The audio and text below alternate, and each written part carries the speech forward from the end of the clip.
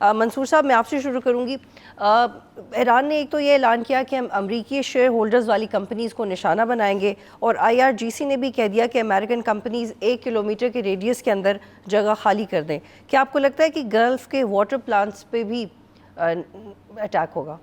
جی یقیناً اب جو نئے اعلانات سامنے آ رہے ہیں وہ خاص طور پہ مذاکرات کے اس جلوہ میں تو بڑے پریشان کن دکھائی دیتے ہیں، کہ جو توقع کی جا رہی ہے کہ اس نوعیت کے مذاکرات کے حوالے سے جو کنڈیسو انوائرمنٹ ہوتا ہے اس میں کم از کم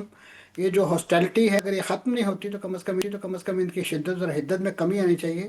لیکن یہاں پہ تو دا ادر وے راؤنڈ ہے، اور یہ میں سمجھتا ہوں جو لوگ اس وقت مذاکرات کے حوالے سے فیسیلیٹیٹر ہیں، انٹرلوکیٹر کا کردار ادا کرنے کے لیے اسلام آباد کی کیپٹل میں اگلے 2 روز کے لیے جمع ہو رہے ہیں، یہ ان کے لیے بہت بڑی آزمائش ہے، اور بالخصوص پاکستان کے لیے، کیونکہ پاکستان بینگ دا ہوسٹ اور خاص طور پہ اس پورے ایشو کو جس طریقے سے اسپیئر ہیڈ کر رہا ہے اس کے لیے یعنی بہت مشکل ہو جائے گا مذاکرات کو خاص طور پہ کسی ایسی نہج پہ لے جانا، کیونکہ اس سے پہلے جو پہلا مرحلہ خاص طور پہ جو ایکسچینج آف میسیجز یا خاص طور پہ جو ڈیمانڈز کی گئی ہیں اسرائیل کی جو 15 ڈیمانڈز ایران سے ہیں، اور پھر ایران کا جو جواب ہے 5 انہوں نے کنسائز انداز میں جو اپنی ڈیمانڈز دی ہیں، تو وہ جتنی ہائی سیلنگ ان میں آئیڈینٹیفائی ہوئی ہے اسے دیکھتے ہوئے اور زمین پر یہ جو اس وقت ہاسٹیلٹیز کا ایک سلسلہ جاری ہے اور اس میں آئے روز نئے جو ٹارگٹس ہیں وہ آئیڈینٹیفائی ہو رہے ہیں، یہ بڑی پریشان کن بات ہے. میں سمجھتا ہوں کہ اس وقت جو ابتدائی ضرورت ہے اس وقت خاص طور پہ مذاکرات کو معنی خیز بنانے کے لیے وہ کم از کم ایک ٹروس کا اعلان ہے، اور بالخصوص امریکہ اور اسرائیل کی طرف سے، کیونکہ انہوں نے تو ایک دن کے لیے بھی اپنی ہاسٹیلٹی جو ہے وہ بند نہیں کی ہیں.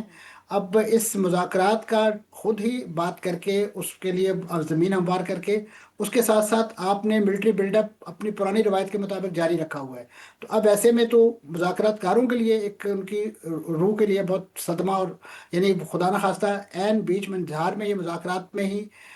اسرائیل اور امریکہ اپنے ان اعلانات کو عملی جامہ پہنا دیتا ہے کہ جس میں ان کے گرڈز اڑا دیے جاتے ہیں، ان کی نیوکس کو ہٹ کر دیا جاتا ہے. تو ایسی صورت میں تو پھر اس جنگ کو کنٹین کرنا میں سمجھتا ہوں ان مذاکرات کے نتیجے میں. اور اب تو خاص طور پہ دیکھیے جو آئیڈینٹیفائی ہو رہے ہیں، جیسے پاکستان کا ایک ترکیہ کے ساتھ پیکٹ ہے، سعودی عرب کے ساتھ پیکٹ ہے، ترکیہ کا جو ہے وہ قطر کے ساتھ پیکٹ ہے، بحرین کا جو ہے عمان کے ساتھ پیکٹ ہے. تو اگر یہ لوگ آپس میں ان کی مدد اور اس کے تعاون کے لیے آ گئے تو پھر جنگ کا آپ جو تانا بانا دیکھ سکتے ہیں، جو اس کا ایک الجھاؤ دیکھ سکتے ہیں، میں سمجھتا ہوں وہ انتہائی پریشان کن صورتحال ہے. اور خاص طور پہ وہ ریجن کے جو آلریڈی اس وقت اس جنگ کی وجہ سے بالکل جسے کہنا چاہیے معاشی طور پہ اور سماجی اور سیاسی اور سفارتی طور پہ اور سیاحتی طور پہ اس وقت کرپل ڈاؤن ہو گیا ہے، اور خاص طور پہ جو بین الاقوامی سپلائی چین ہے جس طریقے سے ڈسٹربڈ ہے، اور اس کے جو اثرات معیشت پر، سٹاکس پر کس انداز سے ابھی رونما ہونا شروع ہو گئے ہیں. جب تو ان کو ریورس کرنے کے لیے جو وقت درکار ہے میں سمجھتا ہوں اس کی طرف زیادہ توجہ ہونی چاہیے، بجائے یہ کہ جو جنگ ہے اس کو مزید دہکایا جائے، مزید اس کے علاوہ کو بھڑکایا جائے. ٹھیک. سبسکرائب کریں اور بیل دبائیں تاکہ کوئی خبر رہ نہ جائے.